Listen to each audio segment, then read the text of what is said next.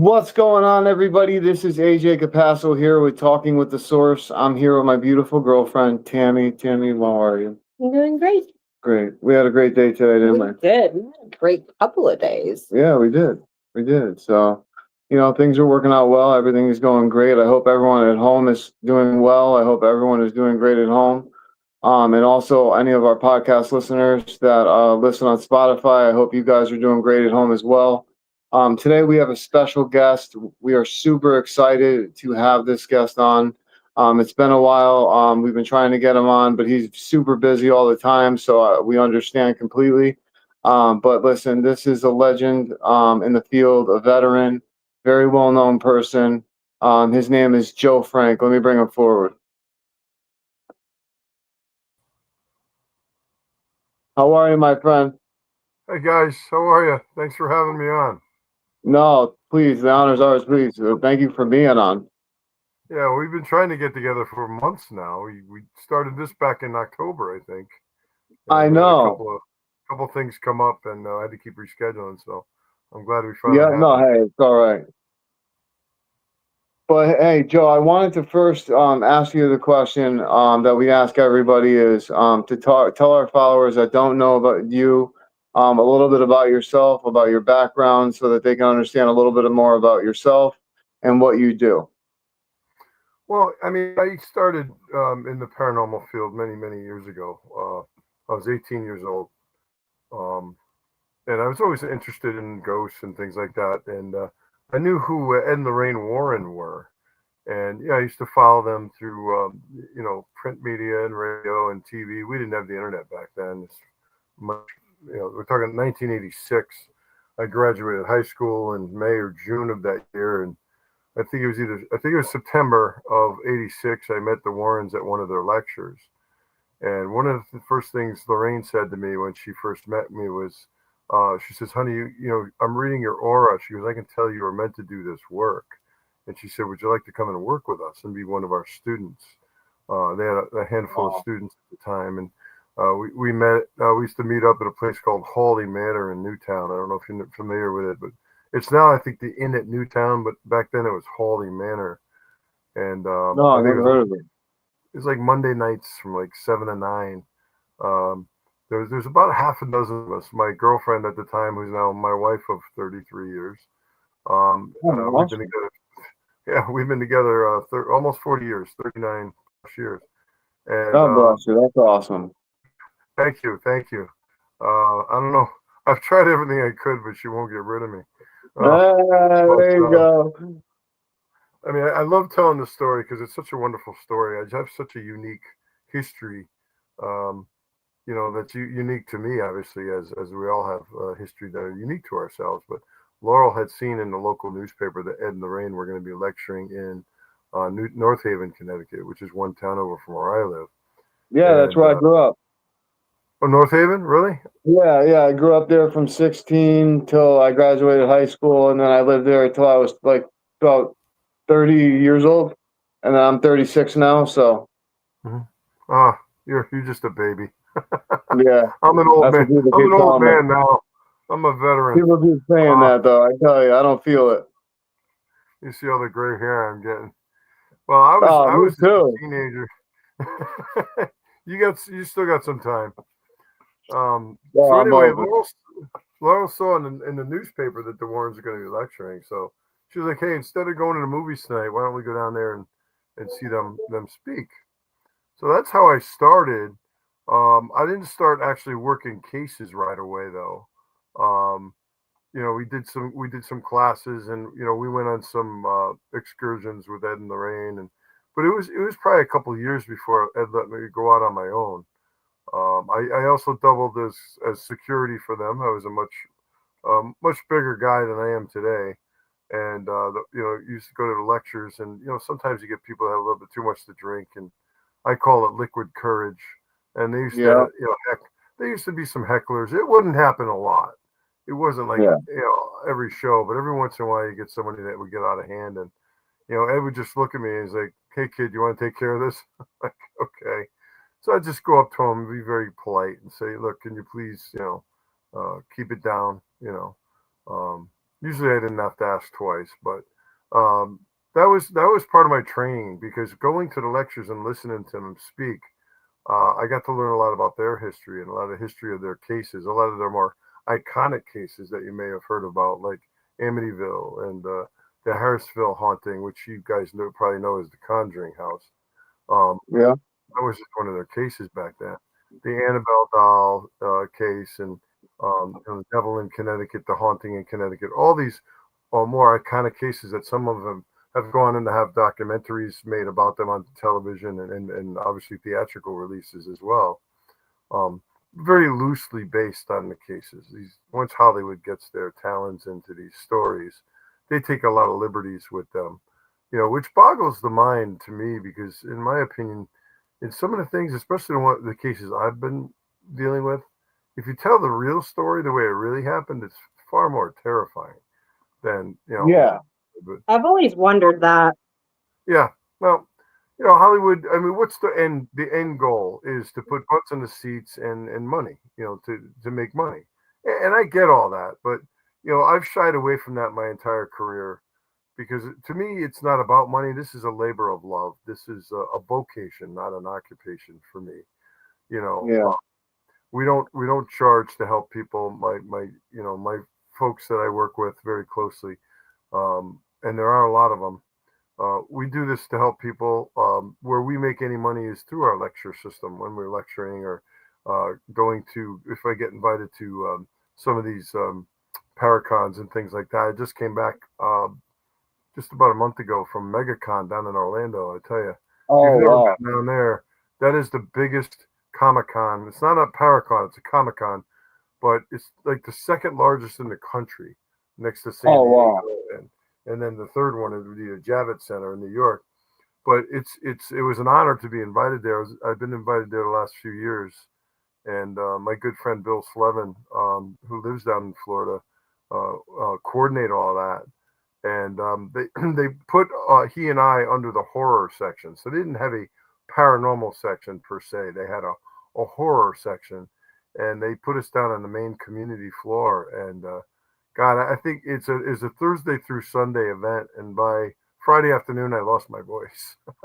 I think I had 6 or 7 panels that I did throughout the weekend, and I normally don't need a microphone when I speak, but I needed to use one there, because talking to this room of a few hundred people, and Oh, yeah, definitely. it's a great feeling. I love to talk about what I do, but what I love to do now is I love to educate, and Yep. not only educate the general public, but I want to educate the next generation of researchers.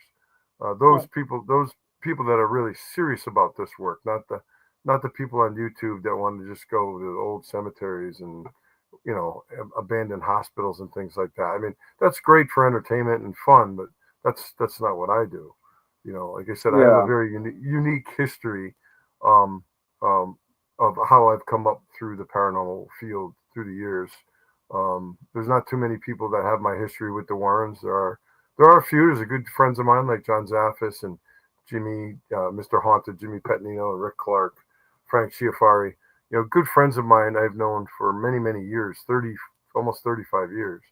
And we all kind of came up together, all learning, working with Ed and Lorraine, and learning from them. And I've learned a lot on my own too. I study, a lot of stuff with the Catholic Church, Catholic exorcists.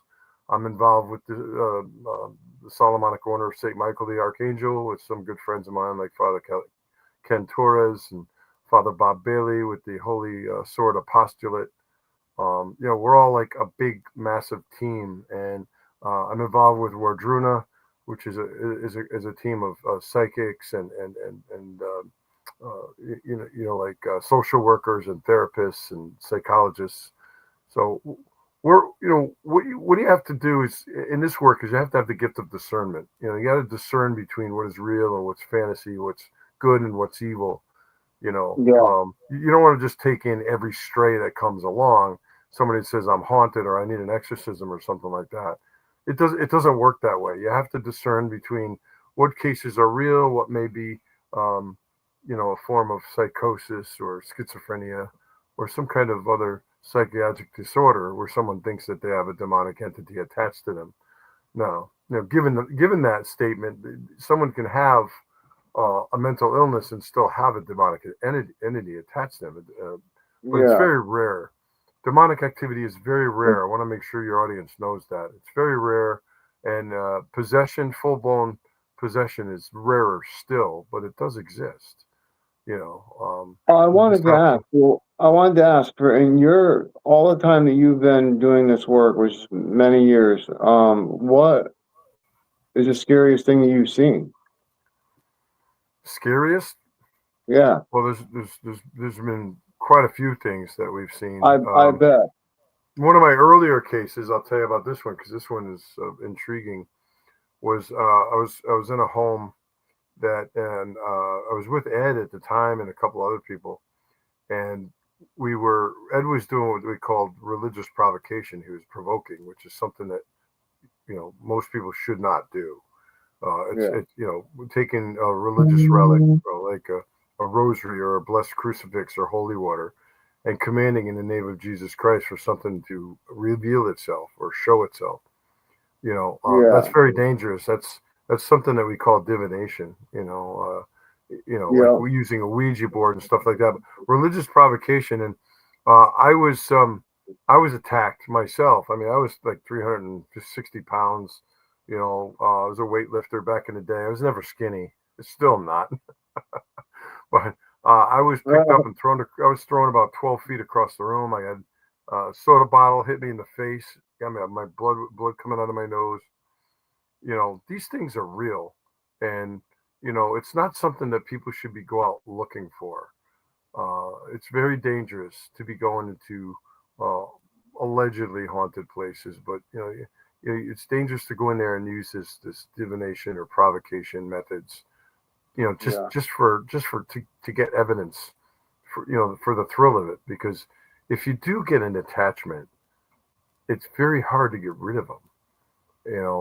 If you get some kind of attachment, God forbid a demonic attachment, now you're kind of in deep trouble. It's not something you just wipe off you.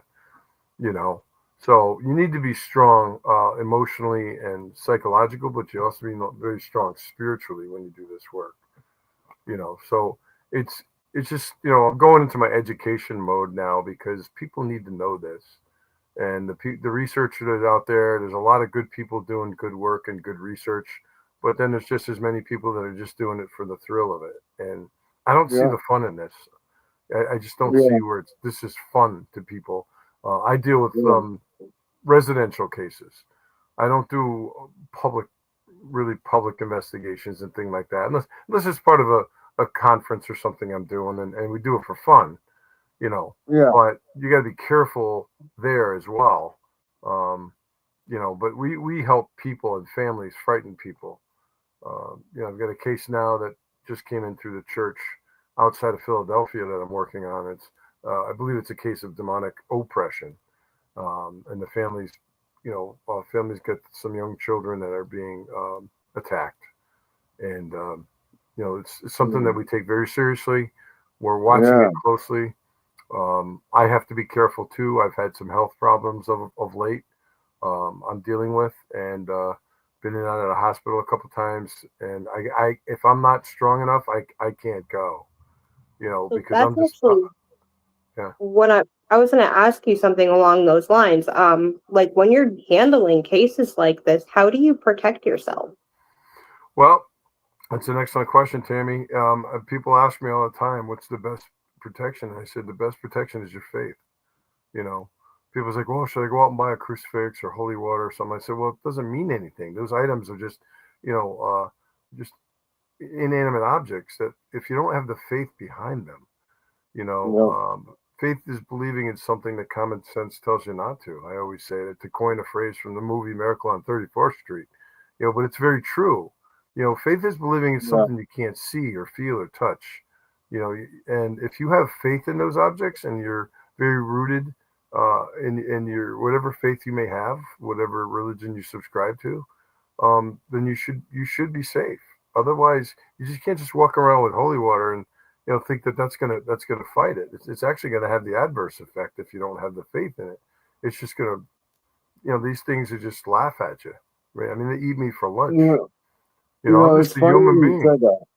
It's funny that you said that because there was a time where we asked that question through a spirit box about crystals, about people who use crystals, and they actually it came through the box saying basically the thing that you just said, they're inanimate objects, and basically your belief into them is what causes them to do what they're supposedly doing.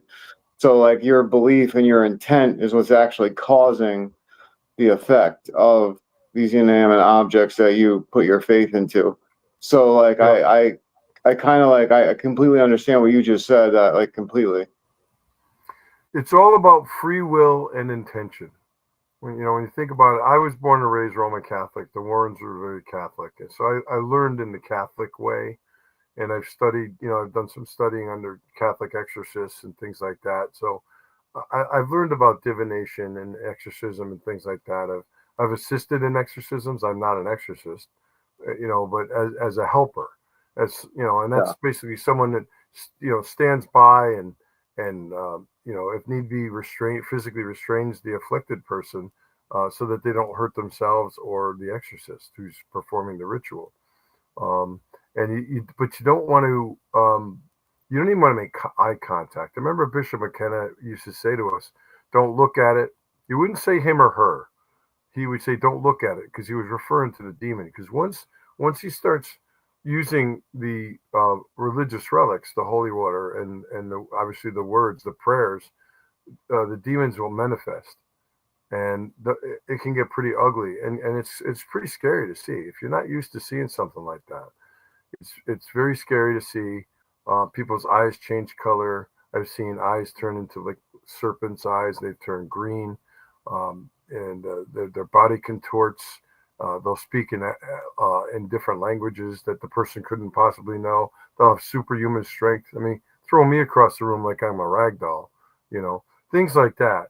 And it's very Yeah. scary when you're involved with these things. So what our job would be to protect the person, protect the bishop, and to pray, just to pray. Pray the Our Father, prayer to Saint Michael, just to pray, but don't make eye contact. And Bishop McKenna used to say, don't look at it, don't speak to it. If it looks at you and says something, don't acknowledge it. Just look away and continue to pray. And again, Yeah. that stuff's very rare. But look at the world we live in. Look what's going on around us. We have free Yeah. will, and in my opinion, God wants us to take that free will and choose Him.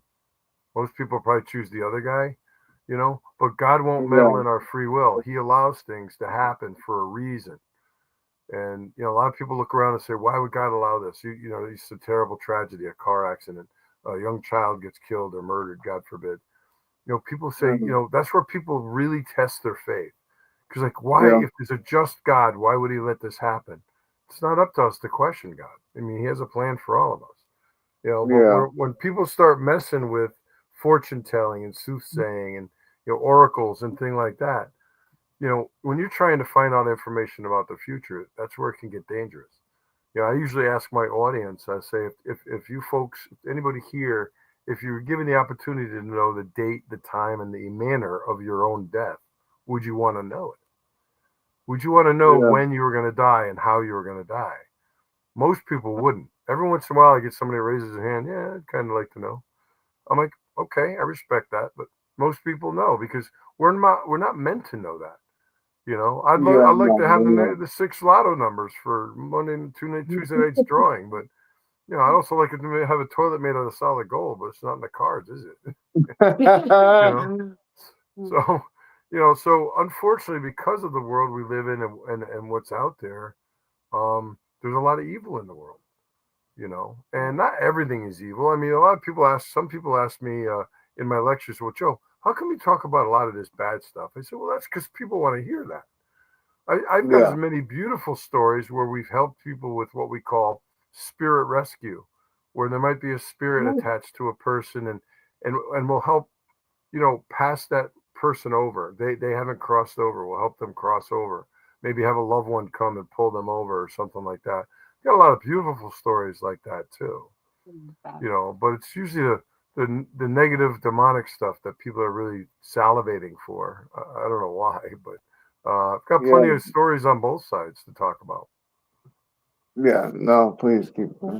I mean, I think that yeah, the spirit rescue thing that would really touch with me more, honestly, because that's actually one of the reasons that I became an investigator to begin with. Hmm. Well, this is one way we help people, and that's why we have this whole network with Stacia and Tom, you know, with Wardruna. I mean, I have psychic ability. We all do. Mine is not as fine tuned where I could sit down and do a reading, you know, with someone, unless I wanted to BS like Yeah. some people do. But you know, I wouldn't Yeah. play with people's emotions like that. So you know, people that claim they're psychic and really aren't shouldn't be doing this because you're messing with people's lives and their emotions and things like that. And shame on those people; they know who they are. You know, I know who they are too. You know, but Mhm. we have a gifted team of people that can help. Matter of fact, I was talking to Stacia last night about a personal issue that I have with an elderly woman up around the corner that my wife and I care for, and she gave me a message, you know, last night. She was very Oh, helpful, you know. But that's this is beautiful. this is the good part of what we do. You know, it's Right. always about helping people.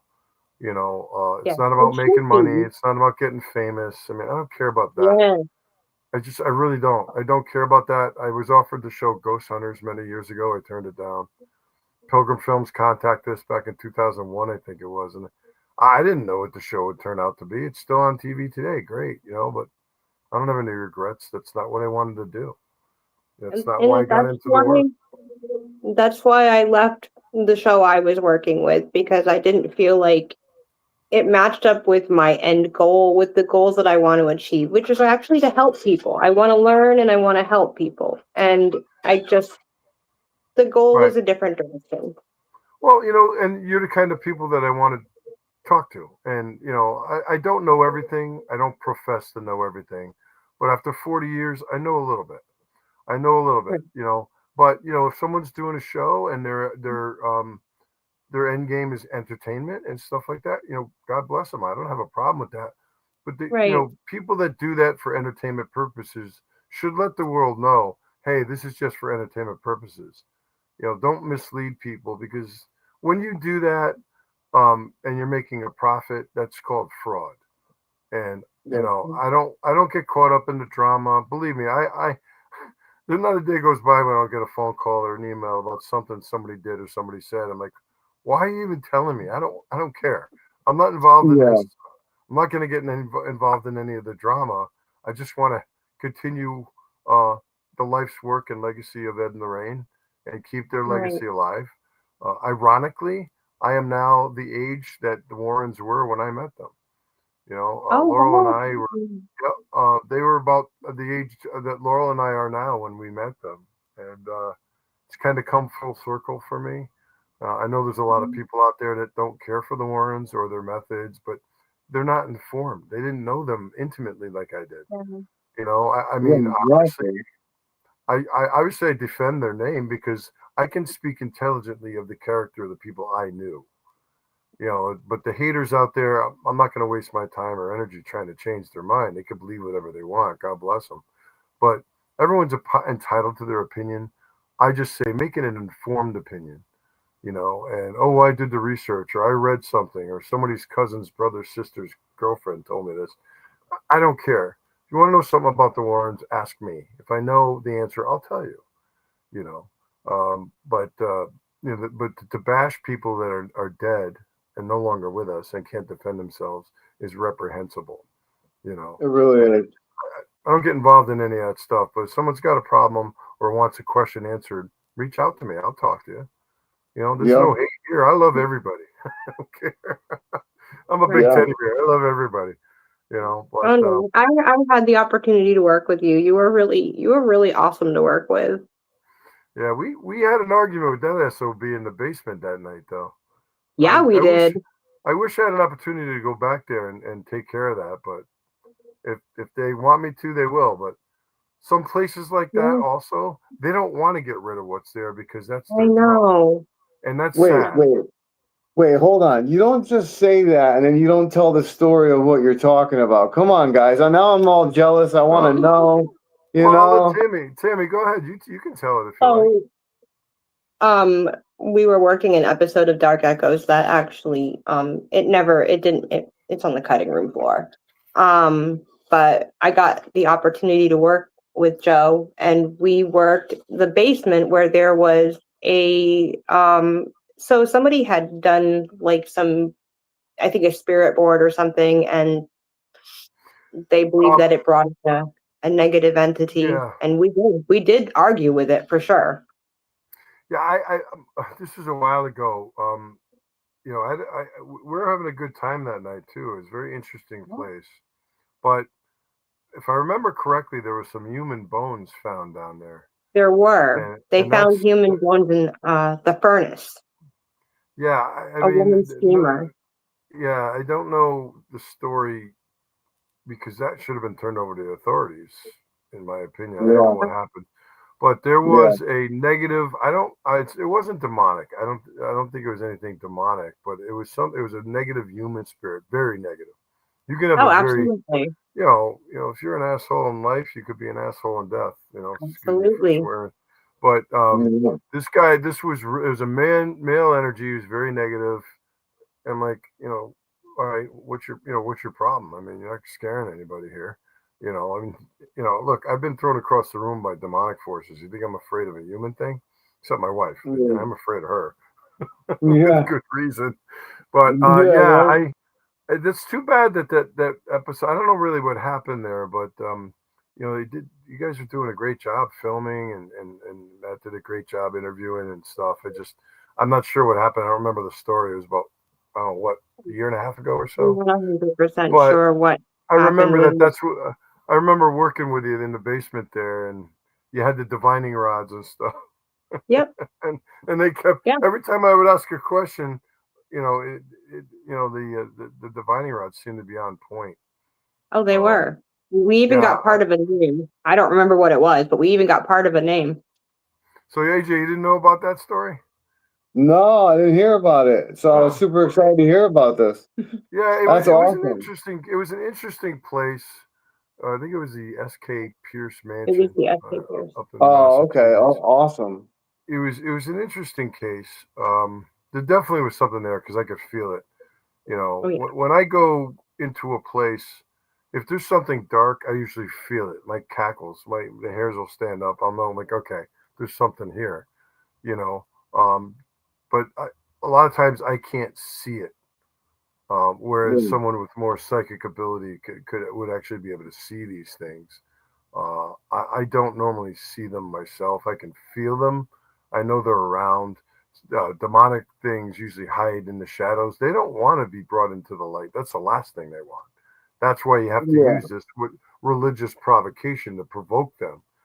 Ed told me one day, he's like, kid, he's like, imagine taking a stick and there's a tiger in front of you, but he's in a cage, thank God.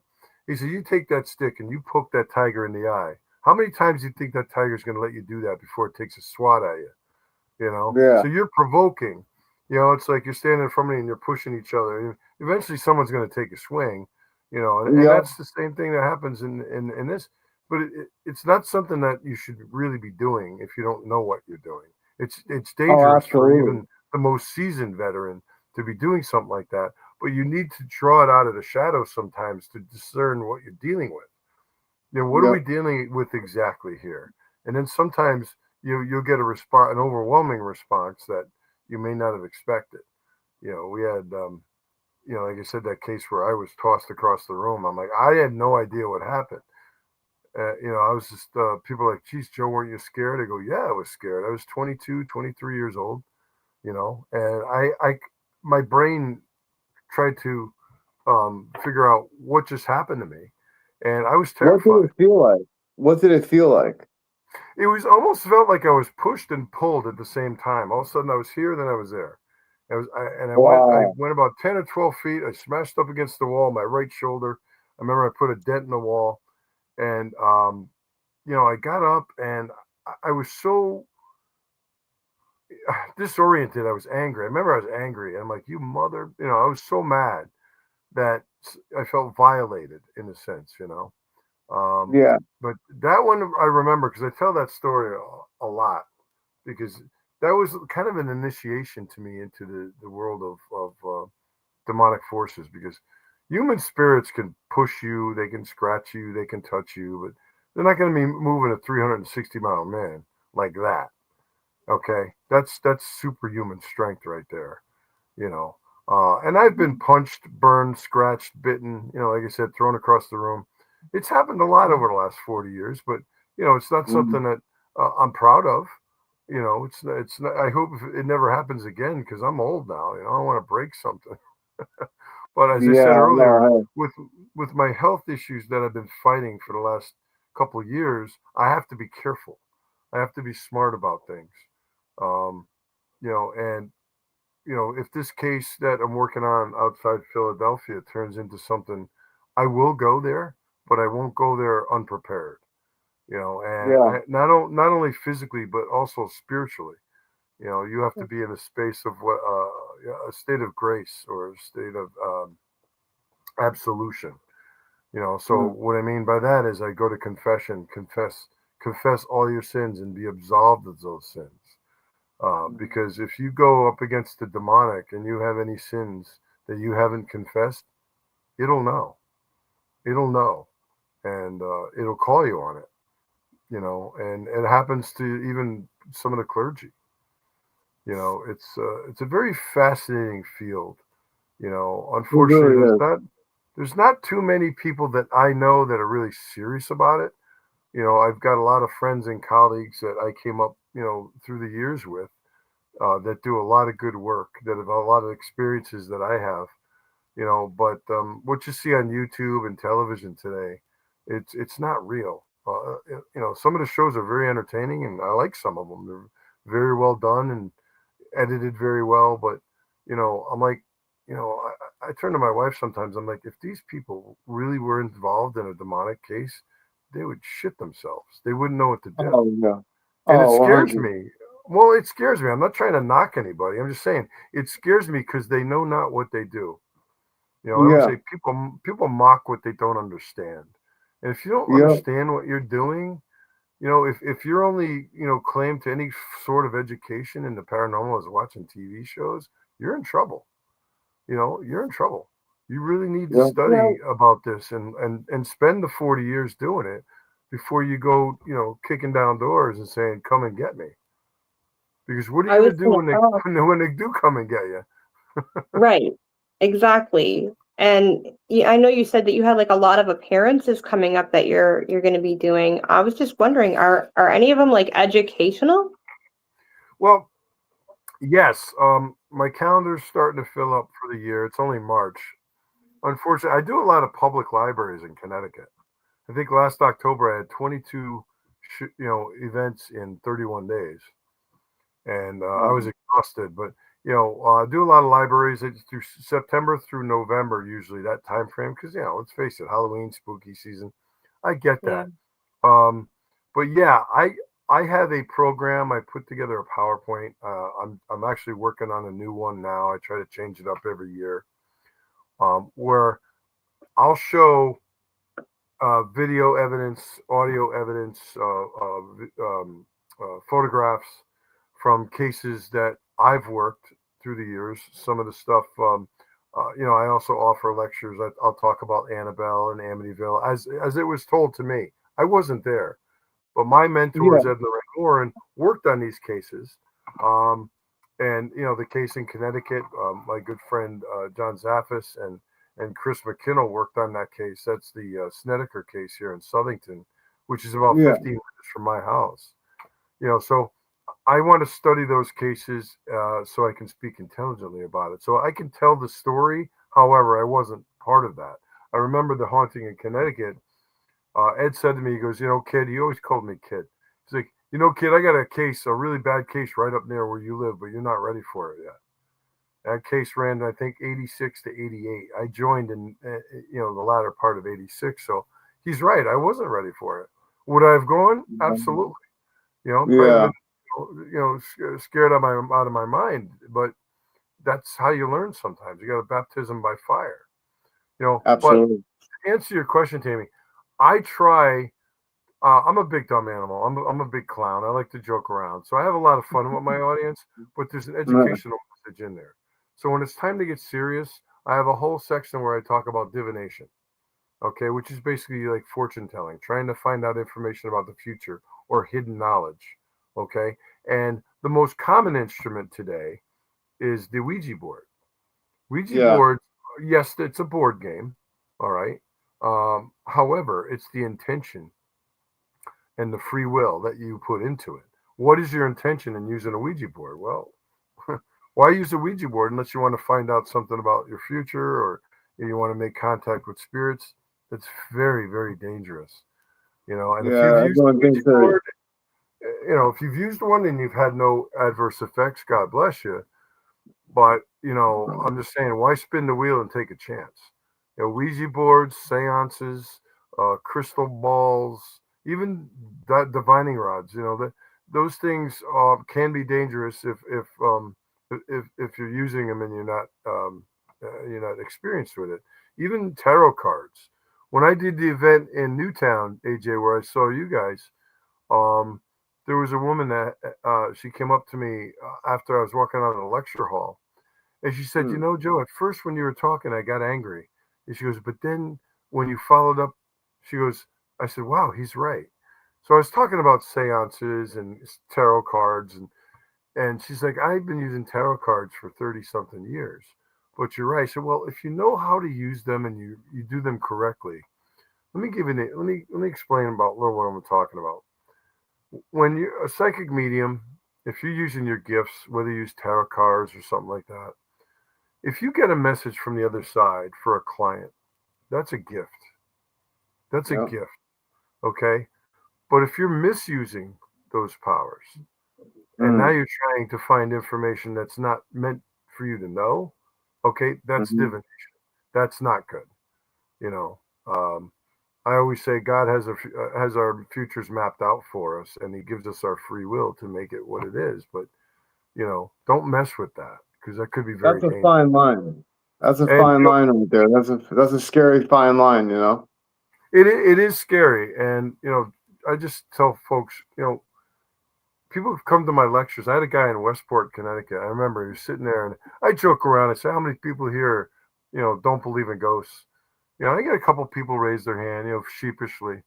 He said, "How many people are here because you had nothing better to do tonight?" And there was one guy that kind of laughed, and I said, "Are you a believer?" And he's like, "Not really." He goes, "My wife dragged me here." I said, "That's fine." I said, "That's great." I said, "If you're skeptical, I'm my own biggest skeptic." You know, I said, "But maybe talk to me after the show. I'd like to see if how you feel then." And Yeah. he was really not a believer, in this stuff. And I went through my program and showed him, and he came up to me. He goes, "You might really have something here." He goes, "I'm really starting to think." I said, "Well, that's fine." I said, "I'm like Fox News. I report, you decide. I'm not trying to change anybody's minds. I'm just telling you, look, this is my history. This is what I've been through. These are the cases I've worked on. And they don't always work out. I mean, it's not like Hollywood. You go in there, you throw some, holy water around and say a few prayers, Yeah. and everything's fine. It doesn't work that way. Matter of fact, your average, if someone's possessed, the average exorcism takes 3 to 5 years. Wow. And that comes from I believe Father Gabriel Amort. You don't just do one and done. If that's extremely rare for that to happen. But um, Yeah. yeah, I mean the movie The Exorcist. You guys seen that movie, The Exorcist? Yeah. Yeah. Based on a true story. Started out with a Ouija board. Yeah. It took 67 exorcisms to liberate that young boy. And that's a good news story because that young boy grew up to be a NASA engineer for 40 years. He just died in Wow. 2020. And I Oh, talk yeah. I about, always wondered. I always wondered. Yeah. No one ever talked about it, so I always wondered what happened to him. well, yeah, his name was Ronald Edwin Hunkler, and he was a NASA engineer, worked on the space shuttle program and all that. He went on to live a normal life, or as normal as possible. He just died at the age of 84 in 2020. So I talk about that case. That's a good news case. Then I talk about a Yeah. bad news case. which is Annalise Michelle. You know, Yeah. also known as, you know, the movie The Exorcism of Emily Rose. All right, Yeah. that didn't end well. She ended up passing away, not because she was killed directly by the demonic forces. Okay, what happened is, of her own free will, she gave up and she Yeah. stopped eating and drinking. She was 66 pounds when she died. Yeah. Very, very I tragic remember story. reading that. You know, I remember these reading about it. they physically beat the hell out of you. But, you know, you got to understand these things, these entities, whatever you want to call them, they're on a very short leash. They have to abide by what their creator says also. So they're on a short Yeah. leash, but they only can do what God allows, you know. Yeah. So I but find it God does not crazy. allow a lot. I It find is it crazy. absolutely crazy. Like, you know, like, so whatever these entities are, right? Whether we call them demons, angels, it doesn't really matter. But whatever these entities are that communicate, that end up possessing people, that end up doing these things, these negative things, it makes you wonder what it is that's holding them back from doing the most damage that they want to do, or what it is, or why they're on that short leash. And not just saying like, okay, it's God, because I know that it's God, but I just saying like, what is actually stopping them? Like, what is it? Like an energy? Is it a force field between us and the realm? You know what I'm saying? Like, what could it be that is stopping them from fully going rampant on us? Mm-hmm. Well, like you said, it's God. It's your faith. I mean, if Yeah, that's a very good question, but it's really not one I can answer because I don't have that information. You yeah, know, yeah, I just know that in all the work I've done and the studying I've done, is that these entities, and they are angels, they're just fallen angels. oh We yeah, refer them as demons. They're angels. They're just fallen angels. You know, they rebelled against God and they were cast out. And you know, Satan, Lucifer, he may be the head honcho there. And but they're, like you said, they're on a short leash because, you know, if something happens, if they hurt someone or do something or whatever, that's only because God allows it. And that's my faith yeah, that tells me that. People say, well, Joe, yeah, how do you know that? Well, I know that because I have faith. You yeah. know, and you know, there's people out there that don't have faith. There's people out there that may be listening and say, "Oh, Joe's full of it." And I'm like, well, that's fine. You can believe whatever you want. I'm not going to argue with you, you know. But I haven't been doing this for 40 years for no reason. You know, I haven't Mm, wasted 40 years of my life on nothing. You know, yeah, that's why I do these educational seminars and things like that because people that want to learn, you know, if you want to come out and just share a good ghost story, I'll accommodate you. You know, that's fine. But if you're a researcher, I don't even like the word paranormal investigator because the investigation part of it is part of the research. The last yeah, thing you should do is load up the mystery machine and grab Scooby Doo and go running out to someone's house. All yeah, right, half cocked. Because you know how many yeah, phone calls and emails I've received over the years from these yeah, ABC Paranormal and like, Joe, we were out at this house and you know something went flying across the room and we grabbed all our equipment and running out of there. You know, it's like, yeah, yeah, now you're really scared the client because they're like, mm, we asked you to come in to help us understand what we're experiencing, and now you're scared and you're running out of here. Well, yeah, you know, and like, you know, I've gotten calls from clients of people and also these groups themselves. I'm like, well, tell me what happened, and I try to help as much as I can. Usually, it's you know, consulting. I do a lot of consulting on the phone or through Zoom or something like that. You know, I'm not at liberty to just jump on a plane and go out to Sacramento. I mean, if I'm needed and there's a case out there, I'm you know, where they really need my help, I would do it. But I have to be careful with my own health. You know, now that yeah, I'm older, hopefully wiser, but now I'm dealing with I have a heart issue that I'm dealing with, and mm, my doctor and my wife have me on a short leash. yeah, You know, because for I'm not real. impervious. I'm not impervious to attacks. And No, lately, I've experienced a lot of demonic influence. Let me just put it that way in my life with with things in my own house that will happen uh, here. But I protect myself. I protect my family. Um, and by protection, I mean, my faith is the protection, you know. Yeah. But I've got so much going on that I have to be smart about it. And that's why I have a whole team of people, that I try to mentor and pass on my knowledge to them. And these are all very knowledgeable, gifted people. These aren't just somebody that says, "Hey, I'm interested in being a paranormal researcher." And like, and when I talk about this stuff to my audience, I said, if there's any researchers in my audience, please don't take this the wrong way, because I was once where you are now. All right. Like Yeah. I said, I was an 18-year-old snot-nosed teenager. I didn't know my ass from my elbow, and I'm still not snot-nosed. I say I have Yeah. 3 children. My wife has 4, because I'm a big Toys R Us kid. I never wanted to grow up, but when it's time to get serious about this, I tell people, Zach Bagans, I said to him one day, I'm like, dude, you shouldn't be messing with this. I know you're a showman. I know this is what you do and you're very successful at it. God bless you. But if you're going to stand there and say things like, if this is the gates of hell, why don't you rise up and get me? That's not a Yeah. smart thing to say. That's not a smart thing to say. You think Yeah. the demons are going to go, oh, this guy just opened the door wide open for us. You think they're going to say, oh, Yeah. he was just kidding. He's just doing it for TV.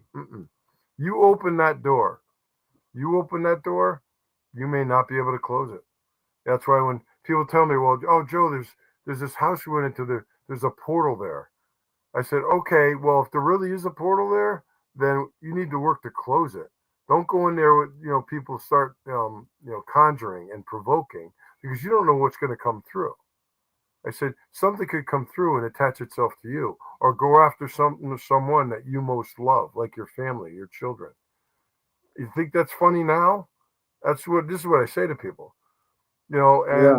But it's all about money. People want to rent out their house, or they'll buy a house and it's okay. The house is 300 years old. Let's make up some story that the place is haunted.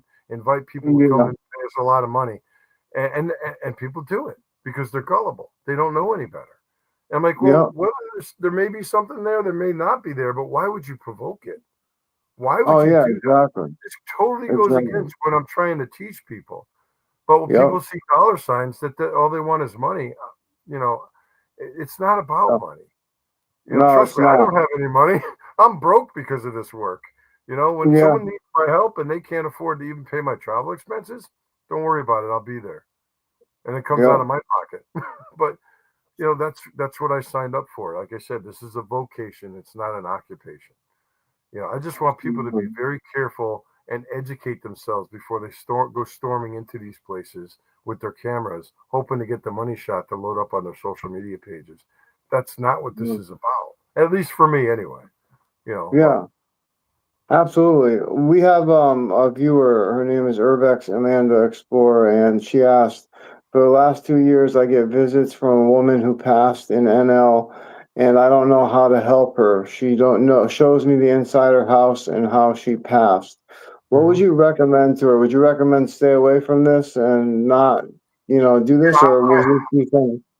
I know Amanda. Hi, Amanda. Say hi to your mom for me. That's a very good question. So I know Amanda. Amanda, this is something. If you need my help, reach out to me privately about this. But what you can do is you can pray for this person. You can pray for the soul. Okay, pray for one of their loved ones to help them. But I'll need you to get in touch with me and fill me in a little bit more on it. But anybody can help anybody. God, in my belief system, the Bible says Jesus gave us all the power to cast out demons in His name. It's not like I, Yeah. Joe Frankie, cast you out. It's going to eat me for lunch. It's Yeah. I, in the power and the blood of Christ, cast you out. And Ed said to me one day, I'll never forget this. He said, kid, he goes, the devil knows who we are, and he hates us. Not and us in particular, not just because we're made in the image of God, but because we're willing to stand up to him and spit in his eye. Mm. And I'm not afraid anymore. I'm very apprehensive and I'm very respectful of the power, and everyone should be. All right. But I have a saying. I have a saying that I say all the time. Faith and fear cannot coexist. And what I mean Yep. by that is, if you're very deeply rooted in your faith and your faith is unshakable, then you have nothing to fear. They cannot coexist on the same level because Yeah. your faith and your fear is really, in the unknown. So it's like if you have faith and you turn behind you and look who's in your corner, I'm not afraid. I'm too old and grumpy to be afraid anymore. But you have to Uh, be respectful of the power of these things. Okay. absolutely. And it's not all bad. It's all that about that free will and intention. If you go in there guns blazing and you go in there with a Ouija board, like, come on, we're not afraid, come on, throw something across the room, slam a door, open a window. And I'm sitting Yeah. there going, oh my God, Yeah. and It's then like going to a restaurant and ordering food and then getting scared or upset when the waiter brings you exactly what you asked for. well, I'm probably not going to make a lot of friends by a lot of stuff I said, but you know what? I'm just telling you how it is, folks. This Hey, is no, what it's I've the lived. truth. This is what I've lived for 40 years. If my phone's not ringing, I'm happy. People are like, oh, Hey, I listen. haven't had a case. I haven't had a case. Well, we need to get cases. No, we don't.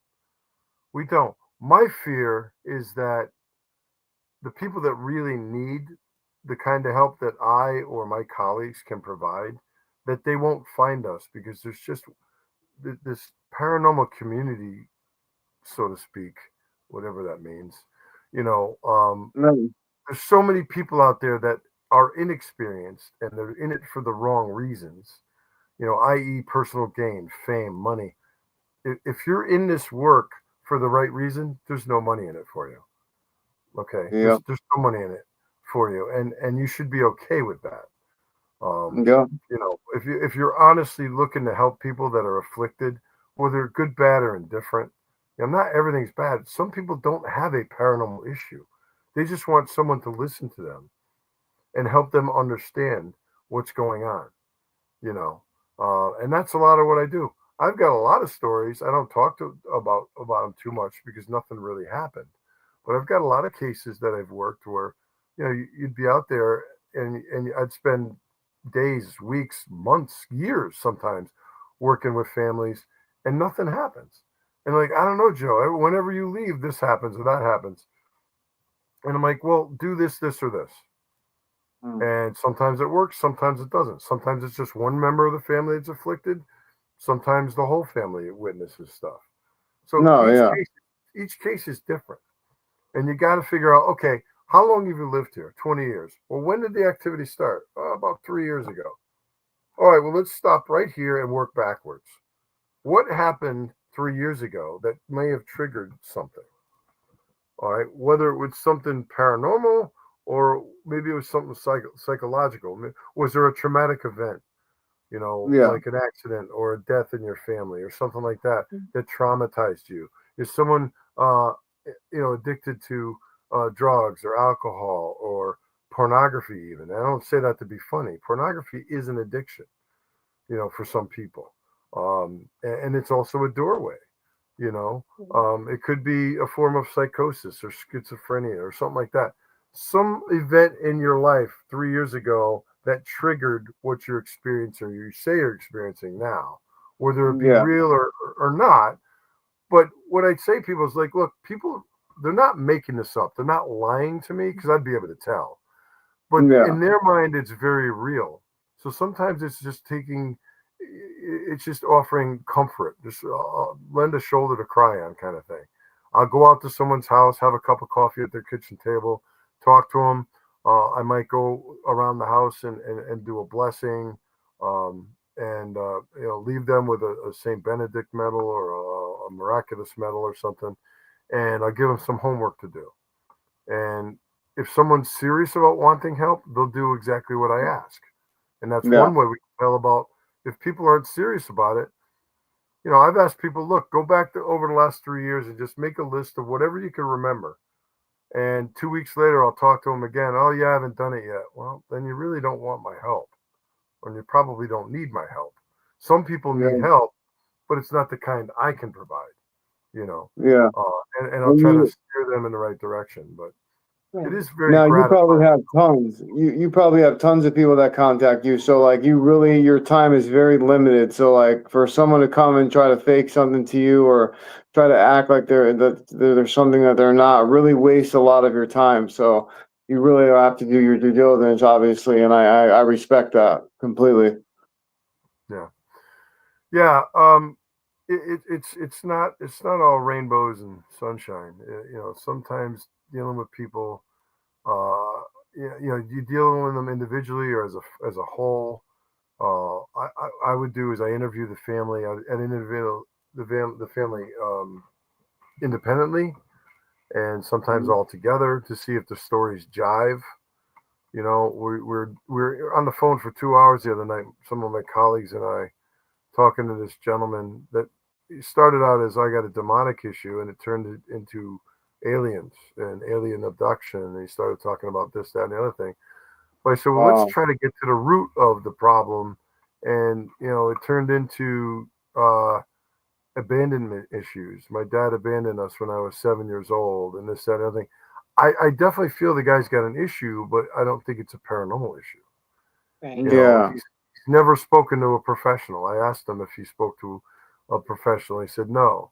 He said Yeah. he had some pictorial evidence. I asked him to send me the evidence. He wasn't comfortable sending it over the internet or sharing it. I'm like, well, I spent 2 hours on the phone with you and a couple of my colleagues, and we just went round robin, and we ended up back in the same place we started. And we're like, look, we really, I said, I think you could benefit from some psychiatric help, or even talk to your priest. Oh, the priest won't talk to me. Have you have you tried?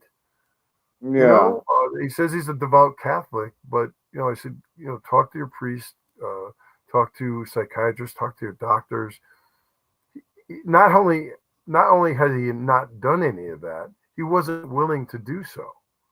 So I said, Yeah. well, you want my help? I'm giving you the best advice I can based on what you're telling me, and you're Yeah. refusing to do it. What do you want me to do for you? Now, and I'm looking, Yeah. I'm like, now I've wasted 2 hours of my time. My wife's not Yeah. happy with me because that's 2 hours I could have taken her to a movie. And I'm not even Yeah. kidding. My wife is a saint because I spend a lot of time away from her and the kids when they were younger. My kids are all adults now. But, I spend a lot of time away from them working, helping others, and it's very gratifying. And I wouldn't be where I am today without her support. But I don't blame her when she gets upset at me sometimes because I'm out helping other people, but I'm neglecting them, and that's not fair. So if someone's wasting my time like that, I'm not going to be happy about it, Yeah. and I was on the phone, with my friend Tom and Stacia and Father Bob, and we had a conversation afterwards. I'm like, this is just a waste of time. The guy's not listening. Yeah. Very easily triggered. I had mentioned to him, I said, well, I firmly believe that you believe this. And he's like, well, wait a minute. You said, did you just say that I believe this? I go, yeah, it's exactly what I said. You believe that this Yeah. really happened to you. I said, whether it did or not, I don't know. I said, I don't know you from a hole in the wall. Yeah. And the So brain can visually make that happen. Like they can visually make you, like, your brain will actually, after a while, it'll actually trick you into believing what you're believing, after a long enough time. So, obviously you're absolutely right about that. He could have been definitely believing that. well, the mind is a very powerful thing. Oh, So one definitely. of the first questions I ask people is, how much TV do you watch? How many of these Yeah. YouTube channels do you watch? Because the seed sometimes not only has been planted, it's been nurtured and watered and fed. It's like Yeah. it's psychosomatic. You've Yeah. watched so much of this crap that now you're starting to believe. For example, you sit there all by yourself at 2 o'clock in the morning in the pitch dark watching The Exorcist. How many people have done that? Yeah. And laughing Yeah. my ass off. But the thing is, when that movie's over and it's time to go to bed and you're all alone, every little creak and noise that you hear, you're gonna start looking around like, oh, do I have a demon here? Yeah. Absolutely. Yeah. No, I'm kidding. Yeah. But seriously, it gets in your head. And then I always tell people, always look for a natural solution to an issue. Something instead of the supernatural. I mean, because what is paranormal? Para means above which is normal, or outside the scope of scientific explanation. All right, but not too much is. If you really look into it, I hear scratching in the walls and growling, and well, do some digging. Maybe you got squirrels or raccoons in the attic or something, and you got mice or rats. And I've had cases where we found evidence of that, you know. But look for a natural solution. But a lot of people out there don't want that. They want it so bad to be paranormal because they think it's cool. Yeah, baby, it's cool. No, it's not cool. No. For someone that's really afflicted by something horrible, it's not cool. Absolutely. And that's insulting to me, and it's insulting to them. You know. Absolutely. And you want to know what? I want to end on that right there because you're absolutely right on that. Oh, we out of time already? Yeah. I tell you what, we got to have you come back on, Joe, because we got so much to talk about, man. I tell you, our whole podcast, what we believe in is about going in with respect and dealing with these spirits with respect, because we're not equipped to be doing provocation in any way. So we keep that to the professionals like yourself. But we obviously start with respect. I feel you. I know you don't want to do it. I totally understand it completely. It's dangerous, definitely. But I appreciate your time, man, so much. Like so much. Thank you. Thank you. I had a great time. I appreciate you guys are so gracious. I'd love to come back on. Let me know. I definitely will. All right, guys. Thank you so much. I appreciate it. All right. Take care, Joe. All right. Bye, guys. Take care. Bye. Wow, babe. What did you think? I love Joe. I don't know. He's awesome. His energy is amazing. He's so knowledgeable. I mean, there's just so much I could say, honestly. I mean, if you've never met him or talked to him in person, I mean, he's amazing. Yeah. He really is. Yeah. We got to talk at the paranormal thing that we did together, this conference thing that I talked about, and it was cool to meet him when I first met him. And he's been just a great friend and everything, all the way around. Just a great person. I mean, the work that he does is very serious, and with him expressing what he's expressing tonight is so important to show our viewers this, because they really need to understand that this is serious. This is not a joke. This field is not a joke. It's something serious, and a lot of bad things can happen to you if you're not really equipped for what you are doing. Right. And then it's not even just that, like the amount of research that actually goes into handling a case, like the kind of cases that he handles, it's like he said, it's months to years. And I mean, people think you can go in and get it accomplished in, a couple hours. Yeah. No. In a 45-minute slot on TV. Right. Yeah. But thank you guys so much for tuning in for another episode of Talking with the Source. We truly appreciate you guys. Always, thank you so much.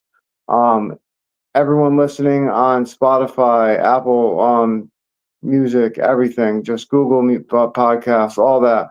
Thank you so much for listening. We truly appreciate the support. Keep tuning in. We have all new episodes. We have an episode tomorrow with Phantom Detectives, so tune in for that. We will be putting a post up to let you know what time it is. So we'll be excited to have them on. But thank you guys so much for watching, and we will see you soon.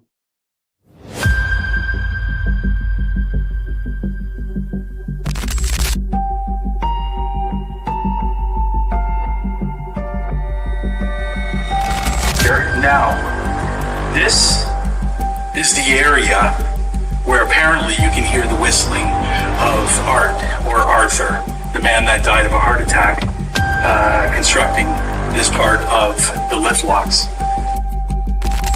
Lit up, that's we went back, we actually went right down there. It's just trees. Biggest animal we're going to get in here is a badger or a deer, potentially, yeah. But if it was a deer, we'd be seeing it. Did you live here?